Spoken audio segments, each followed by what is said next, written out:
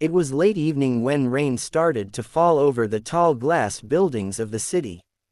The world outside her office was gray and quiet, but inside the top floor of Lavinia Group, the air was heavy with tension and loneliness. Behind the wide desk sat Lavinia Chen, a woman known to the world as the youngest female CEO in the country, a legend in business, but a ghost in her own life. Her staff respected her, the world admired her, but no one really knew her. She lived for work. Her penthouse was cold, her heart colder. Success came at a cost, one she never admitted out loud. Somewhere deep inside, she carried a wound that time refused to heal. A memory she buried under board meetings and contracts. As the rain tapped against the window, Lavinia sighed, closing her laptop. It was almost 9 p.m. She rubbed her temples and reached for her coat. Another day conquered, another night alone. Outside, the city lights shimmered through the drizzle. She stepped into her car, told the driver to head home, but as they turned the corner near an old park, something unusual caught her eye, a small figure standing in the rain, no umbrella, no coat. A little girl. Stop the car, Lavinia said quickly. The driver hesitated, but obeyed. Lavinia stepped out, her heels splashing in puddles as she approached the girl, who looked no more than 6 or 7. Her dress was soaked, her small hands clutching a worn-out backpack. "Hey," Lavinia said softly, kneeling a little. "Where are your parents?" The girl's lips trembled. I don't have anyone right now," she whispered. Lavinia frowned. "Where do you live?" The girl lowered her gaze. "I don't have a home tonight." Something in that tiny voice pierced through the armor Lavinia had built around herself. The woman who commanded boardrooms suddenly felt her heart ache. She sighed and took off her own coat, wrapping it around the trembling child. "What's your name, sweetheart?" The girl hesitated before replying, "Maya." Lavinia smiled faintly. "All right, Maya, let's get you somewhere warm." Inside the car, Maya's eyes widened at the luxurious interior. She kept quiet, her tiny hands holding Lavinia's coat tightly as though afraid it might disappear. "Don't be scared," Lavinia said. "I'll drop you somewhere safe." "Can I stay with you, just for one night?" Maya asked softly. Lavinia froze. She wasn't used to anyone asking to stay with her. But there was something about Maya, something painfully familiar. Her dark brown eyes, the way she looked up with silent hope. Against all logic, Lavinia nodded. Back at the penthouse, Maya marveled at everything, the marble floors, the tall windows, the lights that looked like stars. Lavinia guided her to the guest room, gave her towels, food, and a warm drink. Maya ate quietly, glancing at Lavinia with timid gratitude. After dinner, Lavinia returned with a blanket, but then she noticed something. Around Maya's neck hung a tiny silver necklace shaped like a half-heart pendant. Her world stopped. That necklace. Her breath caught as memories rushed back. 7 years ago, she had given the other half of that pendant to someone she once loved deeply. Someone she lost. Someone she thought had died, along with a part of her soul. Lavinia knelt beside Maya. "Sweetheart, where did you get this necklace?" Maya blinked innocently. "My daddy gave it to me," he said. "My mommy had the other half." Lavinia's heart pounded so loud she could hear it echo. "Your daddy, what's his name?" The girl replied, Ethan Lee." Lavinia's vision blurred. Ethan Lee. The name she had whispered 1,000 times in her dreams, the man she once planned a future with before fate tore them apart. 7 years ago, they were deeply in love. But one stormy night, he disappeared in a car accident. The police said he didn't survive. She had mourned him, built her empire from the ruins of her heart, never loving again. And now, this child was wearing the same necklace that matched hers. Her hand trembled as she reached for the other half that hung on her own chain beneath her blouse. It was identical. She couldn't speak. Miss Lavinia. Maya's soft voice broke her trance. You look sad. Lavinia forced a shaky smile. No, sweetheart, I just remembered something. That night, Lavinia couldn't sleep. She sat on the couch, staring at the rain outside. She wanted to believe it was coincidence, but deep down, she knew it wasn't. The universe didn't play such cruel tricks. By morning, Maya was still asleep. Lavinia quietly called her assistant and asked him to search everything about Ethan Lee, his past, his family, his records. Hours later, the report came. Ethan Lee was alive. He had survived the accident but suffered severe injuries and memory loss. He moved to another city, remarried briefly, and his wife passed away during childbirth, leaving him to raise a daughter alone. Maya was his daughter. Lavinia sat in stunned silence, her fingers trembling as she read. After years of burying her pain, the truth unfolded before her like a wound reopened. She couldn't understand whether to feel angry, relieved, or broken. By noon, Maya woke up and came running. Miss Lavinia, thank you for letting me stay. I'll be good, I promise. Lavinia knelt and held her tightly. You don't have to promise anything, sweetheart. Can I ask you something? Maya said suddenly, looking serious. Can you be my mom, just for one day? Just today. Tears welled in Lavinia's eyes. She hadn't cried in years, not since Ethan. But this innocent voice, so full of longing, shattered her defenses. Slowly, she nodded. Just for today, she whispered. That day changed everything. They baked cookies in the massive kitchen, spilled flour everywhere, laughed until Maya's cheeks turned red. They watched cartoons on the couch, Maya snuggling into Lavinia's arms like she'd belong there forever. For the first time in years, Lavinia felt warmth. Not from wealth, not from power, but from a tiny heartbeat resting against her. That evening, Lavinia took Maya to the park where she'd found her. The sunset painted the sky gold, and Maya played with other kids, laughing freely. Lavinia stood watching, tears glistening in her eyes. Her phone rang. It was her assistant. Ma'am, we located Mr. Ethan Lee. He's in the hospital right now. He had a minor heart condition, but he's stable. Should I arrange? Lavinia didn't let him finish. Send me the address. She looked at Maya, heart aching. Sweetheart, we need to go somewhere. When they reached the hospital, Lavinia's heart raced as she walked through the corridor. Maya ran ahead, excited. Daddy. Lavinia stopped in her tracks as she saw him. Ethan. He looked older, tired, but unmistakably him, the same gentle eyes, the same quiet smile. When he saw Lavinia standing there, he froze. The world seemed to pause. Lavinia, he whispered, disbelief written all over his face. Tears streamed down her cheeks. You're alive. Maya looked between them, confused. Daddy, you know Miss Lavinia. Ethan slowly knelt, holding Maya close. Yes, sweetheart, she's the person I once loved more than anything. Lavinia covered her mouth, overcome with emotion.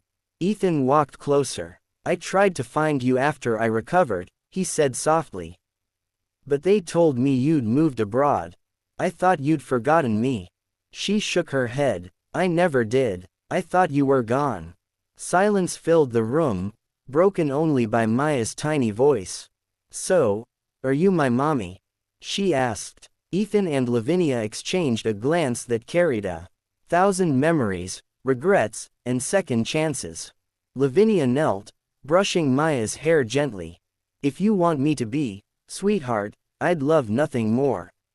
Maya's eyes sparkled as she hugged her tightly. I knew it, she said with a big smile. Because your necklace matches mine. Lavinia laughed through tears, holding her and Ethan together. For the first time in years, everything felt right. Complete. Days turned into weeks. Lavinia visited often, helped Ethan recover, and spent more time with Maya. The board of directors noticed a change in her. the once cold and distant CEO was now smiling more, kinder, softer. She even began attending charity events for children. Ethan soon started walking again. He opened a small art studio, something he always dreamed of.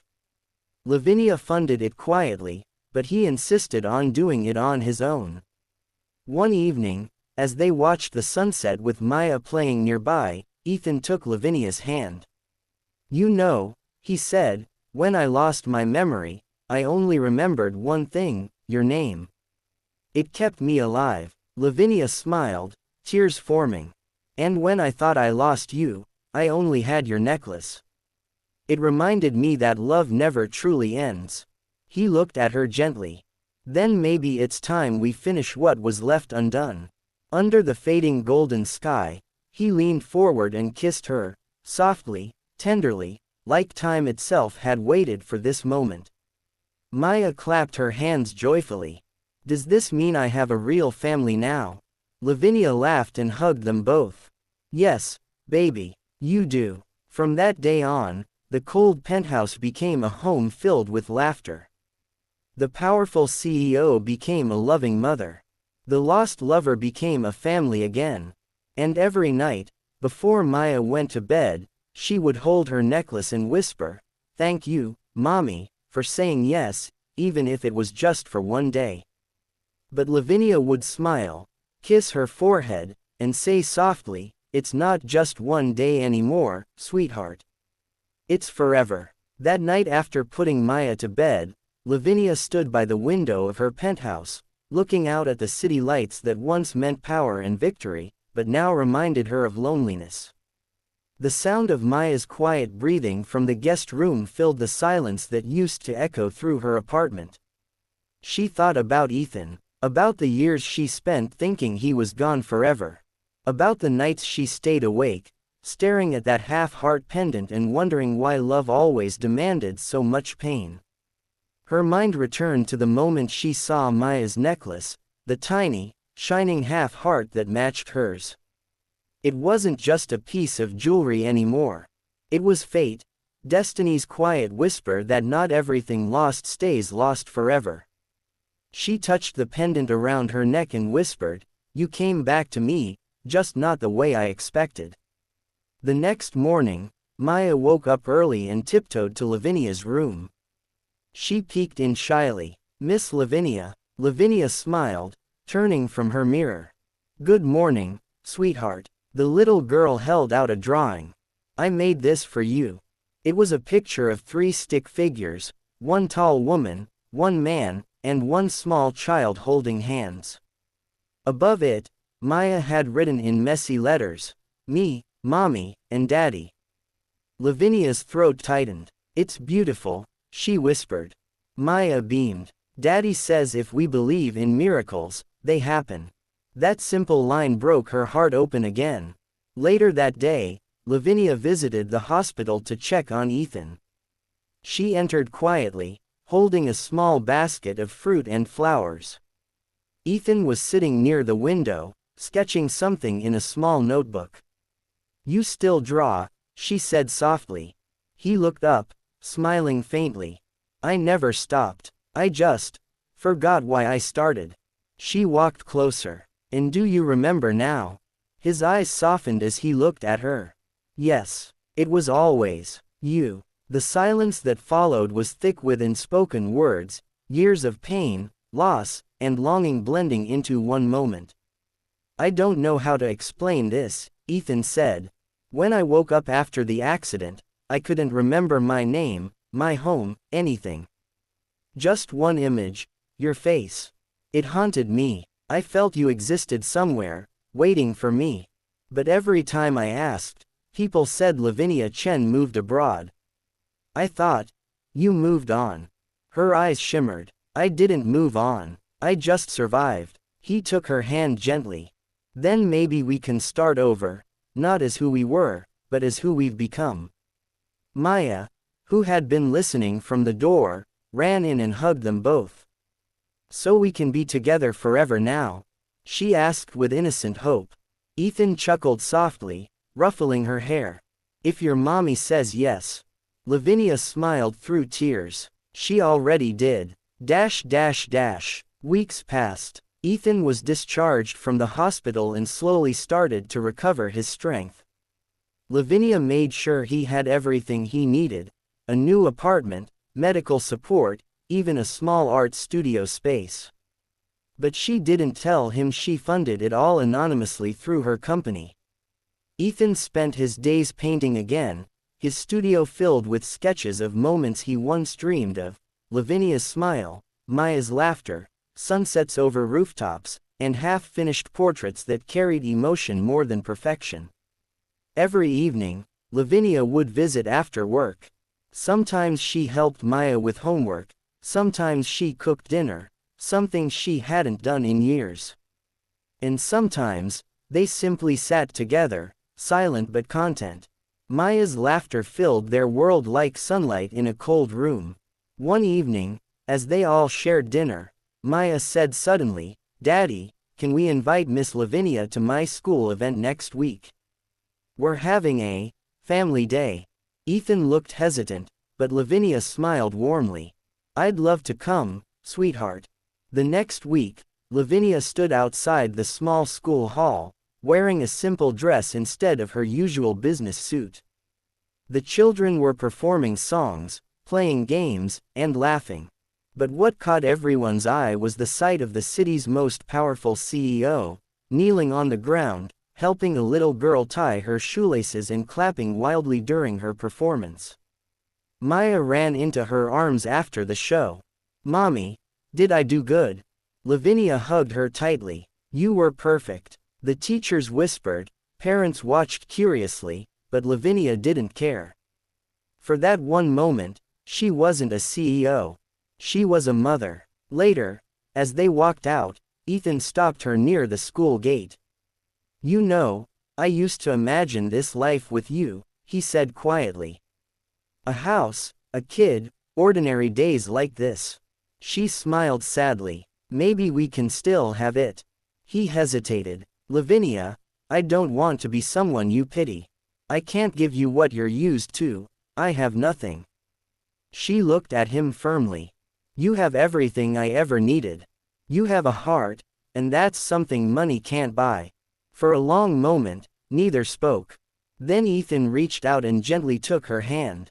"Then maybe, it's time we start again." Months passed, and their bond grew stronger. Lavinia started spending weekends at Ethan's small house near the studio. She found peace in ordinary things: folding Maya's clothes, making pancakes, sitting on the porch while Maya painted beside her. Ethan watched them one morning, sunlight touching their faces, and felt something he hadn't in years: home. But just when life seemed perfect, fate tested them again.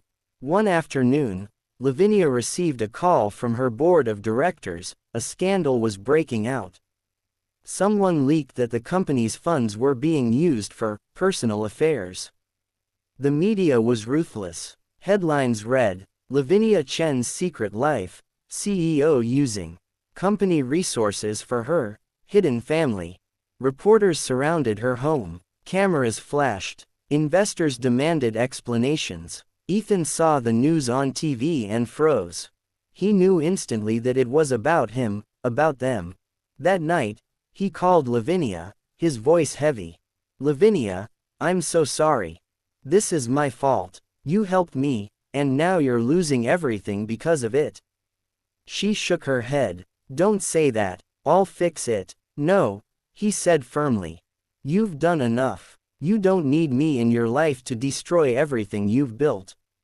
He hung up before she could respond. When Lavinia reached his studio, it was empty. A note lay on the table. "Greater than I love you, Lavinia. But maybe you deserve a life free from my shadows. Tell Maya I'll always be watching her paint the sky." Her heart shattered. She searched everywhere: old addresses, bus terminals, art galleries, but Ethan was gone. Maya cried every night, holding her necklace and whispering, "Daddy promised we'd be together." For weeks, Lavinia went through meetings, press conferences, and sleepless nights trying to save her company.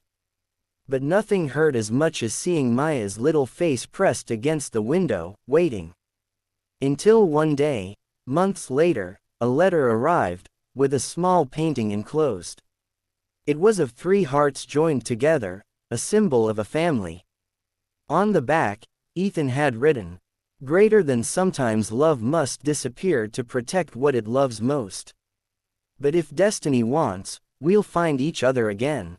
Lavinia wept. She kept the painting in her office, framed beside her desk. Years passed. Maya grew older, her laughter now filled with confidence and light. Lavinia became stronger, balancing motherhood and leadership like never before. But deep down, she still waited. And one spring morning, 5 years later, as she attended an art exhibition in the city, she froze in front of a painting. It was titled, "The Necklace of Two Halves." The artist's name, Ethan Lee. Her heart skipped. She turned, and there he was, standing across the room, older but smiling. Maya, now a teenager, gasped and ran toward him. "Daddy." Ethan knelt, tears filling his eyes as he hugged her tightly. "You've grown so much." Lavinia walked closer, unable to speak. Ethan's voice trembled. "I told you, Lavinia, if destiny wanted, it would bring us back." She touched the pendant around her neck, tears streaming down her cheeks. "It always does." Maya smiled, wrapping their hands together. "Now can we go home?" Lavinia nodded. "Yes, sweetheart. This time, no goodbyes." As they walked out into the golden light, hand in hand, the half-heart pendants on Lavinia and Maya's neck glimmered, 2 halves finally whole again. And for the first time, Lavinia truly believed, love never ends. It just finds its way back, when the heart is ready to feel again.